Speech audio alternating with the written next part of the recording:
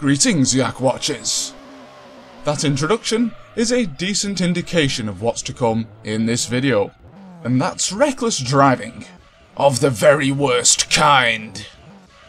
You see, there are two ways to play Gran Turismo 2.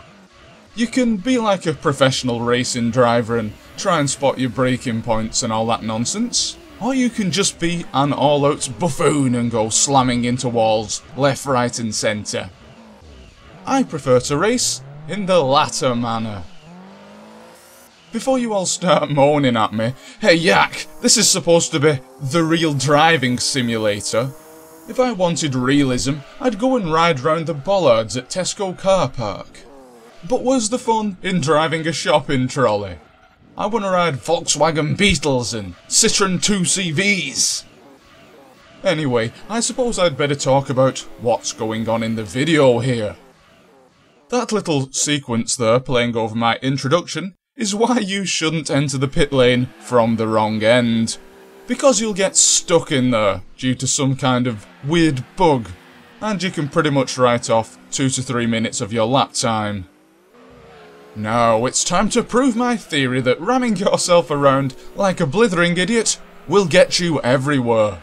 At least in the Escudo Pikes Peak, because it is the most powerful car in the game by a long chalk. And just like with the Mitsubishi GTO in the first game, it will slaughter all in its path, no matter how bad a driver you are. Now, some people would consider the use of this car cheating on account of its extreme power, because it was originally built for scaling mountains and running over sheep. But I say if you get far enough in the game to unlock this car, then you can use it for whatever you bloomin' well like. And I know that if I owned this car in real life, I'd certainly use it to startle ocelots and break the caravan towing speed record. Because Gran Turismo 2 is a video game, and video games generally have a completely different rule set than, say, a Formula 1 Grand Prix. For a start, I don't think Polyphony would have been able to send everybody their own personal steward to adjudicate on each and every Gran Turismo race taking place in living rooms up and down the country. And I'm not adopting the schedule of a pro racing driver just to win the high-speed ring endurance race. No, I bought this game to have fun. And part of this is racing cars that you will never have a hope of owning in your sad, pathetic life. Like this Mini Cooper, also known as the Little Red Flying Brick, for example. I'd prefer to describe the handling of this particular model as like a bar of soap. However, it's still a lot more fun than the vast majority of cars in this game, because it was built for the sole purpose of messing around. To this end, you're just about to see me completely throw away a first place by finishing the race in the pit lane. There we go, and you can see my race position dropping like the proverbial red brick. And after that, Paddy Hopkirk was sacked for excessive showboating. And a new challenger appears in the form of the Civic VTI. It isn't the fastest car in the game, but it's certainly the best looking, in a sort of Tube of Smarties type way.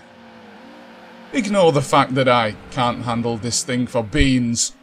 This car will get you through a good chunk of the first and second games, so I highly recommend it as a second or third car. If not for its sheer speed and power, then for its ability to blind all the other competitors into submission. I mean, look at it. It's like something my granny knocked up in craft class. That's the last time I lend my vehicles to Jackson Pollock. I give it him for one weekend, and it comes back looking like a computer glitch. However, it adds some colour to your garage, so go out and buy it, and don't forget to get the racing modifications. Of course, it won't improve your driving skills, but at least you look cool while you're bombing out of the 15th race in a row. As you're seeing me do here.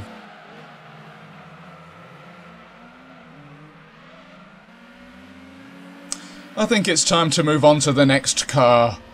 Which, rather aptly, is called a car. Now, come on guys, I think you can think of a better name for a vehicle than that. And the worst part about it is, someone got paid thousands of dollars to come up with that name. And I bet all that happened is they all sat round a table and thought, what are we going to call our new car? I know, we'll call it a car. The end. They couldn't even spell the thing right. I mean, well, at least they didn't call it a Ford Wii. In the end, it's just a fun-sized version of the Ford Focus, isn't it? And you know exactly how I feel about Ford Focuses. They deserve to be driven recklessly, off a cliff. And we have the obligatory reversing over the finish line, which is usually done when you win a race just to taunt your opponents, but in this case, as you can see, I finished in 6th, so there was no point. In fact, what's the point of the Ford car? I'll tell you what, absolutely none at all. Next up is a rust-coloured Peugeot 206, partaking in yet more insane driving, the likes of which you wouldn't even see in the World Touring Car Championships.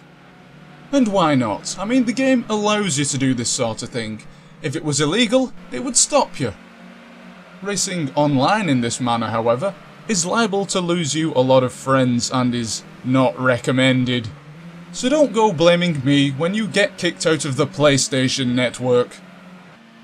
But when you're racing against the computer, I prefer to look at it this way. If they could deviate from the predetermined AI paths, I'm sure they'd smash you into pieces if they could. In much the same way that Lewis Hamilton would cut every corner and take out each of his opponents, if it were permitted.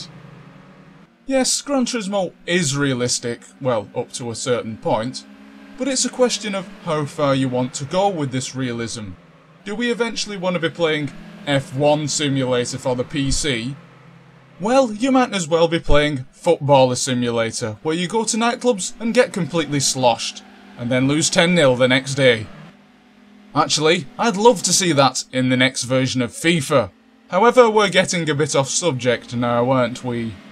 So I shall draw this video to a close, with some fantastic footage of Ford Focuses biting the dust. Excellent!